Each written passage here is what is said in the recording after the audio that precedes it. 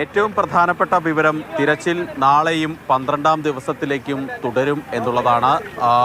അതുപോലെ തന്നെ കൂടുതൽ സംവിധാനങ്ങൾ ഈ തിരച്ചിലിനായിട്ട് എത്തിക്കും എന്നും തീരുമാനമായിട്ടുണ്ട്. അല്പസമയം മുൻപ് മന്ത്രി മുഹമ്മദ് റിയാസ് ഉൾപ്പെടെ കർണാടകയിലെ ജില്ലാ ഭരണകൂടവും കേരളത്തിൽ നിന്ന് MLA-മാരും MP ഒക്കെ ചേർന്നിട്ട് കൃത്യമായിട്ടുള്ളൊരു ഏകോപന യോഗം ചേർന്നിരുന്നു, അവലോകന യോഗം ചേർന്നിരുന്നു. ആ യോഗത്തിൽ ഈ തിരച്ചിൽ തുടരാനുള്ള തീരുമാനം എടുത്തിട്ടുണ്ട്. സേനകളോട് ഇവിടെ നിന്ന് മടങ്ങരുത് എന്ന് നിർദ്ദേശിച്ചിട്ടുണ്ട്. ചില അഭ്യൂഹങ്ങൾ പറഞ്ഞിരുന്നു സൈന്യം മടങ്ങുകയാണ് എന്നുള്ള ഒരു കാര്യത്തിൽ. എന്നാൽ അങ്ങനെ ഒന്നില്ല എന്നുള്ള ഒരു വിശദീകരണം കൂടി ഇന്നത്തെ ഈ പ്രതികരണത്തിൽ സംയുക്ത വാർത്താ സമ്മേളനത്തിൽ അറിയിച്ചിട്ടുണ്ട്. ഏതായാലും നാളെ കൂടുതൽ സംവിധാനങ്ങൾ എത്തിക്കാനുള്ള തീരുമാനവും ആയിട്ടുണ്ട്. ഏറ്റവും പ്രധാനം ഫ്ലോട്ടിംഗ് പങ്ക്തൂണുകൾ ഇവിടേക്ക് കൊണ്ടുവരുന്നു എന്നുള്ള അതാണ്.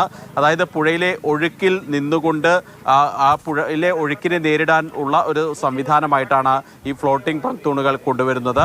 അതിലൂടെ ഈ നമ്മൾക്ക് സിഗ്നൽ കിട്ടിയ ആ ഒരു പ്രദേശത്ത് നിന്നുകൊണ്ട് അല്ലെങ്കിൽ അവിടെ നിന്ന് പുഴയുടെ അടിത്തട്ടിലേക്ക് പോകാനുള്ള ഒരു സൗകര്യം ലഭിക്കുമെന്നുള്ള പ്രതീക്ഷയാണുള്ളത്. അതിന് ഏറ്റവും പ്രധാനപ്പെട്ട ഒരു കാര്യം, ഇന്നൊക്കെ പുഴയിൽ നടത്തിയ പരിശോധനയിൽ ഡിങ്കി ബോട്ടുകൾ പലപ്പോഴും ഈ ഒഴുക്കിനെ തുടർന്ന് തെന്നി മാറുന്ന അല്ലെങ്കിൽ ഒഴുകി മാറുന്ന ഒരു കാഴ്ചകളൊക്കെ നമ്മൾ ദൃശ്യങ്ങളൊക്കെ കണ്ടതാണ്.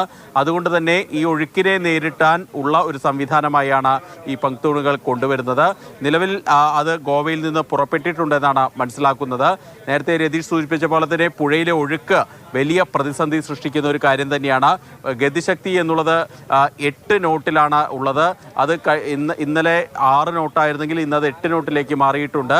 ഏതായാലും അത് 3-ലേക്കെങ്കിലും എത്തിയാൽ മാത്രമേ ആളുകൾക്ക്, മുങ്ങൽ വിദഗ്ധർക്ക് ഈ അടിത്തട്ടിലേക്ക് നീങ്ങാൻ ആകുകയുള്ളൂ.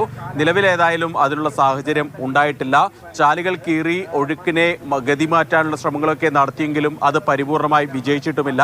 നിലവിൽ 4ാമത്തെ ഒരു സിഗ്നൽ കൂടി ഇന്ന് ലഭിച്ചു എന്നുള്ളത് ഇന്നത്തെ പ്രധാന ഡെവലപ്മെൻറ്റുകളിൽ ഒന്നാണ്.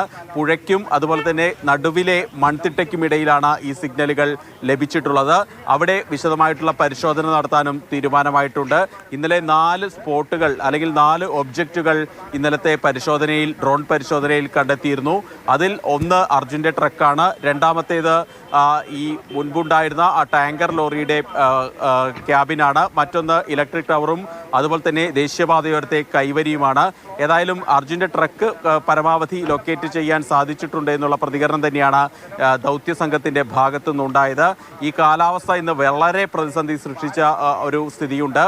ഏതായാലും വൈകാതെ തന്നെ ഇക്കാര്യത്തിൽ ഈ ഒഴുക്ക് നിയന്ത്രിച്ച് ഏതെങ്കിലും തരത്തിൽ പുഴയിലേക്ക് ഇറങ്ങാനാകുമോ എന്നുള്ള ഒരു കാര്യങ്ങളൊക്കെ, അതിനുള്ള മാർഗങ്ങളൊക്കെ ആരായുന്നുണ്ട്.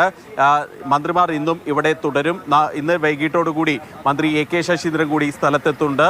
നാളെ AK ശശീന്ദ്രൻ്റെ കൂടി സാന്നിധ്യത്തിൽ വിശദമായിട്ടുള്ള യോഗം ചേരും. ആ യോഗത്തിൽ ഈ തിരച്ചിൽ സംബന്ധിച്ച കൂടുതൽ അല്ലെങ്കിൽ എന്തൊക്കെ സംവിധാനങ്ങൾ ഇവിടേക്ക് എത്തിക്കാനാകും എന്നുള്ള സംബന്ധിച്ച ഒരു തീരുമാനം ഉണ്ടാകും. ഏറ്റവും പ്രധാനപ്പെട്ട കാര്യം അർജുനെ കണ്ടെത്തുക എന്നുള്ളതാണ് ഈ വിഷയത്തിൽ ഏറ്റവും ആദ്യം ചെയ്യേണ്ട കാര്യം. അതിനുള്ള നടപടികൾ, മനുഷ്യസാധ്യമായിട്ടുള്ള എല്ലാ നടപടികളും ചെയ്യുന്നുണ്ട്. അതിൽ ഏറ്റവും പ്രതിസന്ധി സൃഷ്ടിക്കുന്നത് കാലാവസ്ഥയാണ്, പുഴയിലെ ഒഴുക്കാണ്.